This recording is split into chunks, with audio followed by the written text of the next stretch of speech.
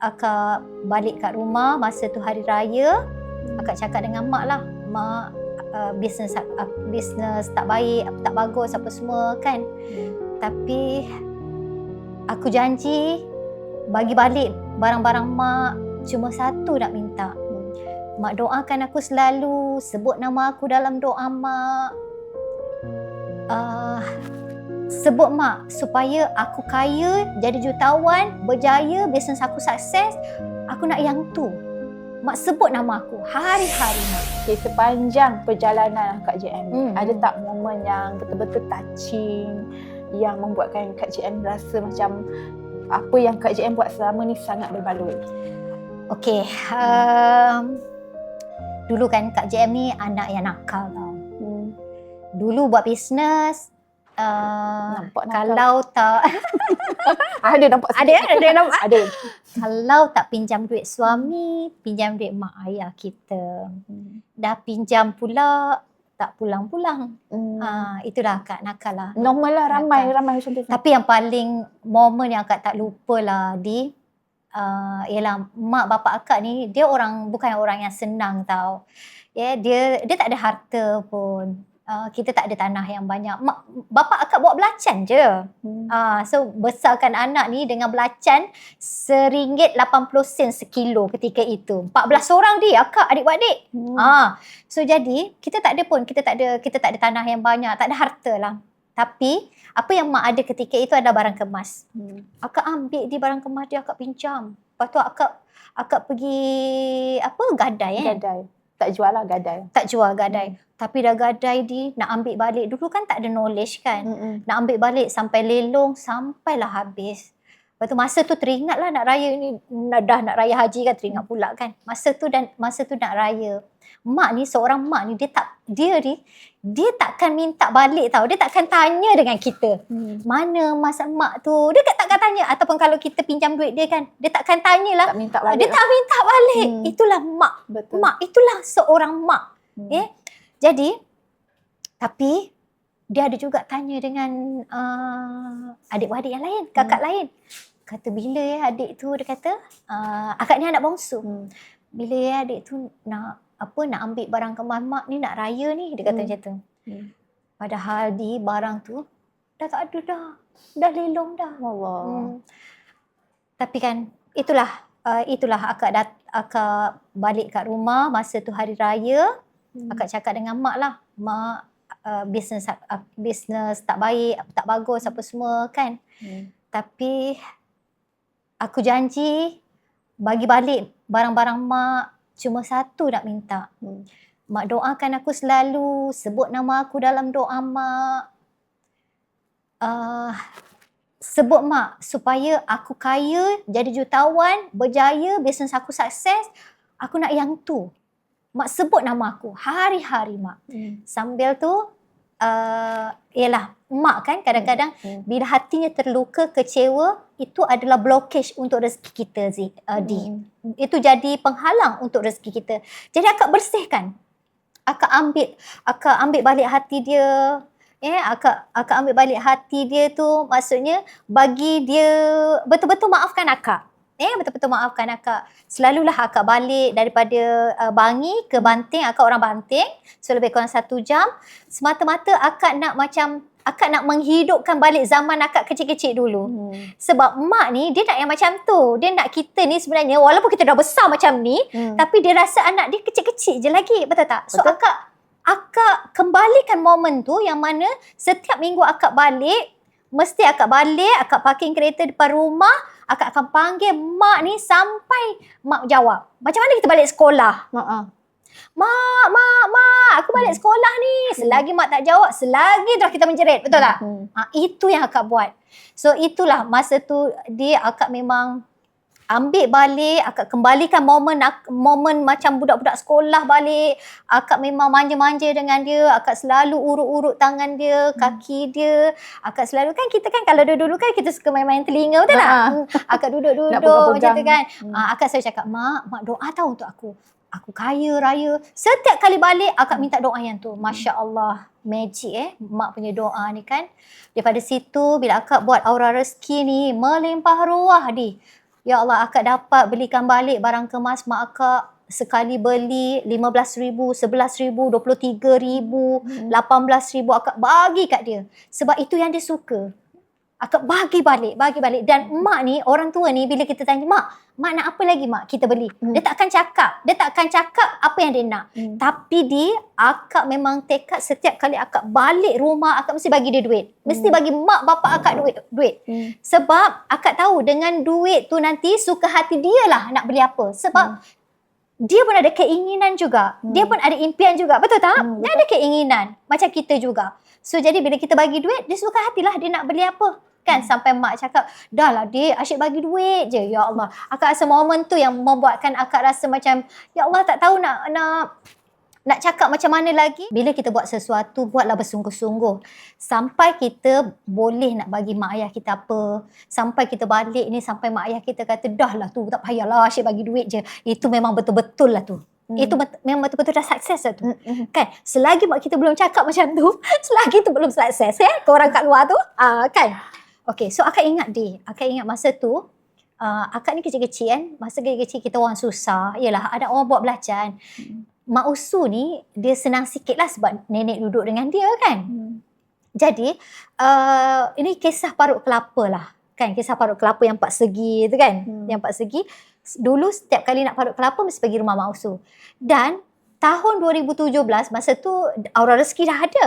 Tahun 2017 Aura Rezeki ditubuhkan pada 2015. Jadi tahun 2017, 2016, 2017 lah. Akak tak ingat sangat tapi lebih kurang macam tu. Akak balik rumah. Akak tengok ada parut kelapa. Dekat dapur ada parut kelapa warna hijau muda. Parut kelapa, okey, warna hijau muda. Akak memang ingat. Lepas tu akak pun tanya, Pak, parut kelapa siapa tu? Kan? Lepas tu bapak ni dengan senyum-senyum kan, dengan happy dia kata, dia macam malu-malu tau. Dia kata, dia kata, parut kelapa bapak. Dia kata, ya Allah di masa tu kan hati akak rasa macam, ya Allah, kalau aku boleh, apa orang kata, nak putarkan balik masa tu, aku dah bersungguh-sungguh buat sesuatu sebab itu impian. Parut kelapa sekecil-kecil tu rupanya bapak kita pasang impian nak beli. Kan? Ya Allah, akak rasa itulah momen yang paling yang akak tak boleh lupa sampai hari ini. Setiap kali akak buat perkongsian, inilah akak akan cerita momen ni yang mana walaupun yelah, kita ni sungguh-sungguhlah boleh buat sesuatu. Dan ada lagi momen yang best juga. Akak dapat masa tu mak meninggal 2019, seminggu sebelum nak puasa, nak Ramadan masa tu mak meninggal. Tapi ketika itu akak rasa puas hati sangat sebab akak dah bagi dah semua dekat mak. Dan akak dapat bawa bapa akak masa tu, bapa, lepas tu dengan anak-anak, dengan suami, dengan berapa orang ya? 4 orang lah. 4 orang ke berapa? Semuanya 19 orang yang akak bayar untuk menunaikan ibadah umrah. Allah. 19 orang masa tu. So itu adalah satu, bagi akak itu momen yang memang akak tak boleh, bapa akak tak pernah pergi kot, tak pernah sampai kot. Yalah. Kakak akak tak pernah sampai kot ketika itu kan. Impian semua orang tu. Ejen-ejen masa tu ada jugalah daripada 19 tu, termasuk ejen-ejen yang yang akak sponsor untuk mengerjakan ibadah umrah, dan mereka pun tak pernah sampai.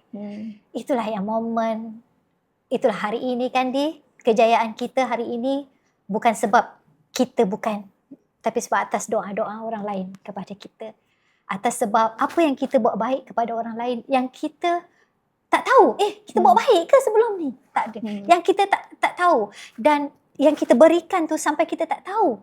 Sebab tu bila kita bersedekah ni, sedekah ni sebenarnya sampai kita tak tahu kita bagi siapa duit kita ni sebenarnya. Macam tu.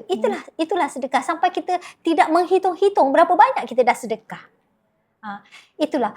So jadi itulah paling momen yang paling indah untuk akak dalam hidup akak. Tengok pun best kan. So mak dengan ayah akak dua-dua dah tak ada. So jadi bapa akak pun baru tahun lepas bulan 9 meninggal. Jadi yalah, semuanya akak rasa akak macam okeylah, akak redha dan apa, akak kata akak dah buat yang terbaik. Sebagai seorang anak lah. Ya, dah buat. akak dah buat yang terbaik lah. Saya pun kenal Kak JM, saya pun kadang ternampak juga posting-posting Kak JM balik kampung. Ya, kan? Cerita bawa bapak Pergi jalan-jalan, minum. pergi minum. Sebab kalau ikutkan dulu akak memang rapat sangat dengan bapa akak. Bapa akak akan bawa akak pergi pagi, biasanya kalau tak sekolah akan bawa akak pergi sarapan pagi, naik motor. Naik motor akak duduk kat depan, kan? Motor apa tu? Motor dulu bukan motor macam Honda Motor yang kat kecil tu. Bukan, dia dulu motor yang macam motor panjang. Yang dia punya apa tu? Yang dia punya tu panjang. Macam Yamaha. Scrambler. Macam tu tapi yang macam Harley Davidson. Dulu kan. Motor macam tu lah. So duduk kat tangki dia. So jadi duduk kat tangki dia, memang bapa akak suka kata pergi minum pagi ataupun minum petang. Akak sebab ada satu dekat pekan kat Tanjung Sepat tu. Pekan tu dia ada kedai lah, tapi kedai tu kedai India. Tapi dulu alah minum je lah kan. Orang India pun tahu kita orang Melayu, dia pun tahu masakan dia kan. Maksudnya dia cara macam masak. berkawan. Dulu ya. Macam tak ada perbezaan apa pun. Ya, betul kan. Jadi kita dulu akak selalulah minum kan dekat kedai tu. Tapi bila waktunya, bila akak bawa bapa akak pula, dia macam satu fasa yang berubah tau. Akak bawa pula bapa akak pergi. Bapa akak dia suka kopi tiam. Agaknya sebab dulu pun akak pun suka kan minum kopi, minum teh tarik kan dekat kedai kopi kan. Jadi bapa akak suka kopi tiam. So jadi bila dia duduk kat sebelah, akak selalu buat posting kan dengan bapa akak. Momen tu. Ya Allah, akak rasa macam Allah ni dia kembalikan balik momen akak kecil-kecil dulu, dan hari ni aku pula bawa bapa aku. Allah Akbar. Itu yang tak boleh lah, itu yang memang ingat sampai hari ni, walaupun bapa dah tak ada kan, tapi itulah rindu tu tak pernah hilang kan. Kita kena minta dia nasihat dekat orang-orang yang masih ada mak ayah. Kita dua-dua tak ada mak ayah ni. Ya betul. Siapa nasihat Kak JM macam mana kepada orang yang masih ada mak dengan ayah? Nasihatlah bila ada mak ayah kita ni, santuni mereka seikhlas hati. Kalau tak jumpa, telefon. Kalau jauh kan, tapi kalau dekat, datanglah jumpa. Sebab kadang-kadang mak ayah kita ni, kadang-kadang dia cuma telefon, kadang-kadang kita telefon kan, dia tak puas. Dia kata tak puas lah dik, dengar suara aja tak nampak muka. Dia nak kita balik. Dia nak kita balik. Ada masa, ada ruang, ada masa, baliklah. Mak ayah kita ni, umurnya pun dah banyak dah. Kan? Jadi, berapa lama lagi dia dengan kita? Kan? Berapa lama lagi dia dengan kita? Jadi, kalau mak ayah tu sampai dah suruh kita balik tu, jangan ada alasan kata kita sibuk apa semua. Baliklah. Tinggalkanlah apa-apa pun yang kita rasa tu penting. Sebenarnya mak ayah kita lagi penting, sebab takkan ada momen dengan mak ayah lagi kalau mak ayah dah tak ada. Betul. Ain ada kelas, mak Umi dia suruh balik Ain, balik. Untuk wanita lah, especially kat luar sana, apakah pesanan Kak JM kepada wanita yang sedang melalui fasa hidup yang terendah lah, kita selalu guna titik rendah titik terendah dalam hidup. So macam mana kita nak bagi semangat juga dekat wanita kat luar sana? Pesanan tu. Pesanan bangunlah, bangkitlah, sebab tak ada orang yang nak bantu kita bangkit. Hanya diri kita sendiri yang boleh bangkitkan diri kita. Hari ni kita susah, tak ada orang datang tanya, ada duit ke nak beli beras? Ada duit ke nak bayar duit kereta? Ada duit ke nak bayar susu anak? Tak ada. Even adik-beradik pun belum tentu akan tanya. Serius. Adik-beradik pun belum tentu akan tanya. Betul. Kita ni yang kena tahu. Kita kena bangun. Kita kena kita kena hadap ni semua ni. Kita kena kuat. Kita tak boleh jadi wanita yang orang kata yang lemah. Kita kena jadi wanita yang kuat, kena bangkit, kena cipta kejayaan untuk diri kita sendiri. Sebab pilihan tu dekat kita. Pilihan tak dekat tempat orang lain. Pilihan tu ada dekat tangan kita. Kita yang menciptakan dan kita yang mencorakkan hidup kita nak jadi macam mana. Nak jadi yang lebih baik ataupun tidak. Semua atas tangan kita ni. Jadi bangkitlah. Untuk wanita-wanita kat luar sana, anggaplah ujian, cabaran seperti ombak. Ia datang dan pergi. Dia tak macam, adakah kita sakit gigi 40 tahun sakit gigi? Selamanya sakit gigi? Tak ada. Sakit gigi tu sekejap je. So nanti dia baik, nanti dia sakit lagi. Samalah ujian dan cabaran tu macam tu.